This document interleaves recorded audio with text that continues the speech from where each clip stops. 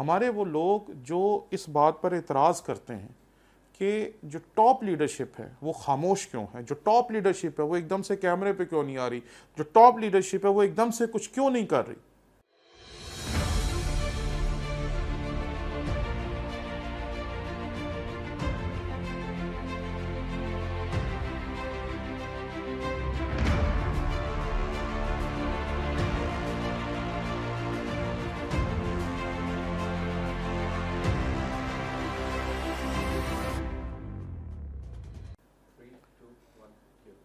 मसीह के अजीम जली नाम में आपकी सलामती हो। मेरा नाम पादरी प्रोफेसर टोनी विलियम है।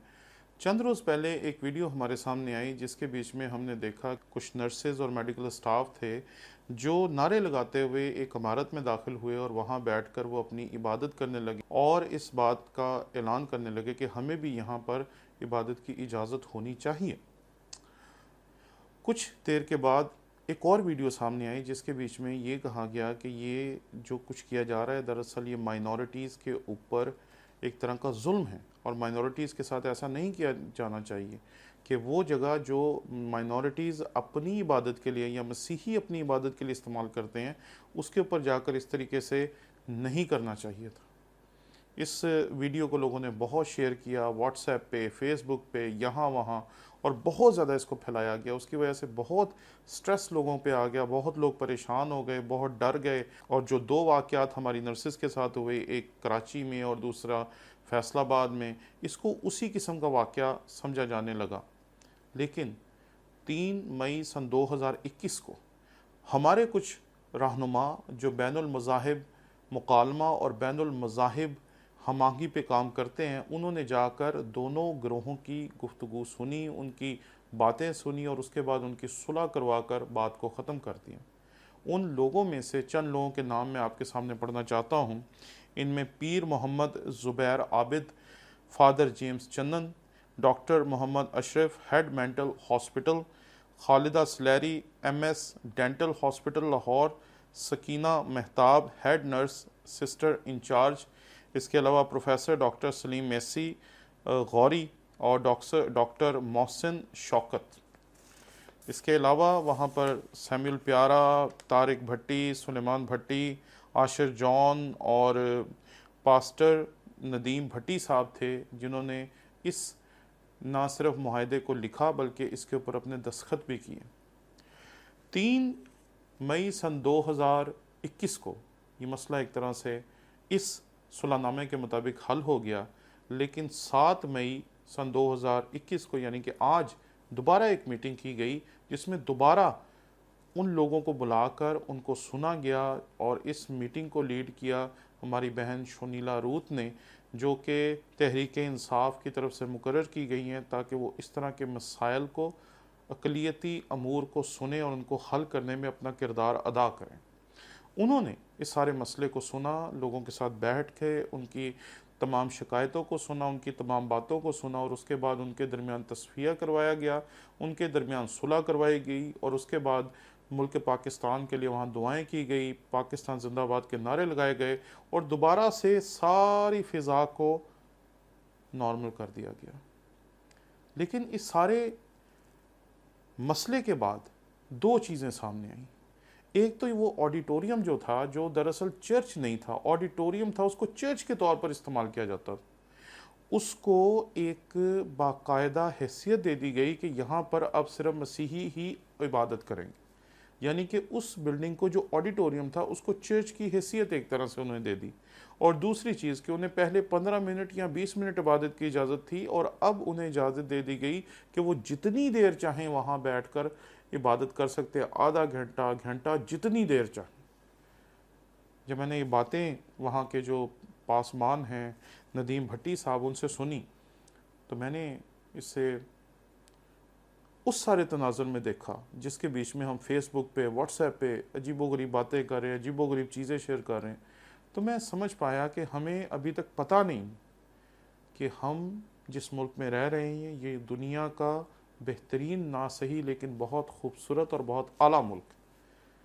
हमारे वो लोग जो इस बात पर एतराज़ करते हैं कि जो टॉप लीडरशिप है वो खामोश क्यों है, जो टॉप लीडरशिप है वो एकदम से कैमरे पे क्यों नहीं आ रही, जो टॉप लीडरशिप है वो एकदम से कुछ क्यों नहीं कर रही। तो उनकी खिदमत में मैं अर्ज़ करना चाहता हूँ कि टॉप लीडरशिप बहुत सोच समझ के काम करती है। वो कैमरा उठा के एकदम से बात करके फेसबुक पे, व्हाट्सएप पे, यूट्यूब पे नहीं चढ़ा देती। वो बहुत सोचते हैं, समझते हैं, मसलों को हल करते हैं। लेकिन हम समझते हैं कि हम शायद जहन्नुम में रह रहे हैं। लेकिन मैं आपकी खिदमत में अर्ज़ करना चाहता हूँ कि हम जिस मुल्क में रह रहे हैं ये बहुत आला मुल्क है।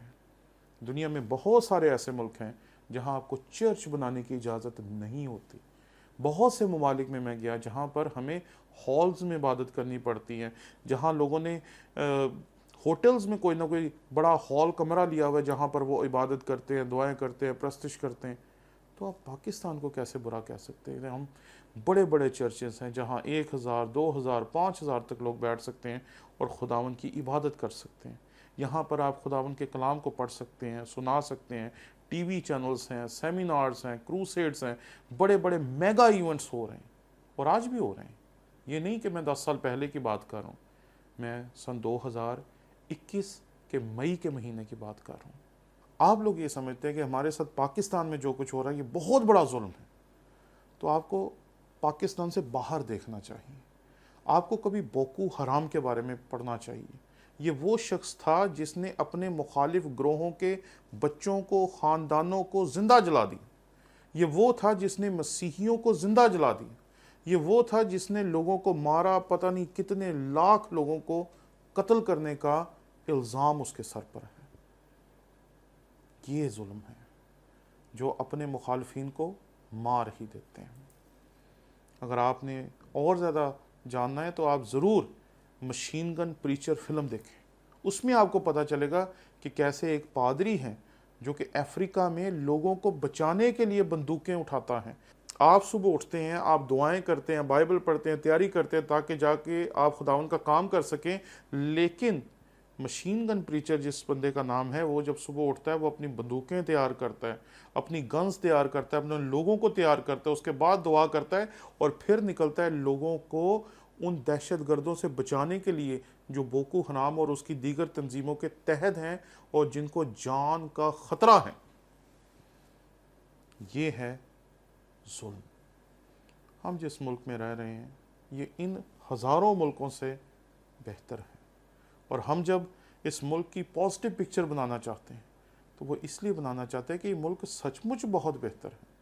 इसलिए खुदा के लिए वज़ीर आज़म पाकिस्तान इमरान खान, सदर पाकिस्तान और उन हज़ारों लोगों की काविशों और कोशिशों को जो कि बैनुल मज़ाहिब मुकालमा और बैनुल मज़ाहिब हम आहंगी के साथ एक पुरसुकून फ़िज़ा पाकिस्तान में कायम करने की कोशिश कर रहे हैं, खुदारा उसे तबाह करने की कोशिश ना करें, बल्कि ऐसी चीज़ें शेयर करें जिसकी वजह से लोगों को पता चले कि हमारा मुल्क कितना ज़बरदस्त मुल्क है, कितना मियारी मुल्क है।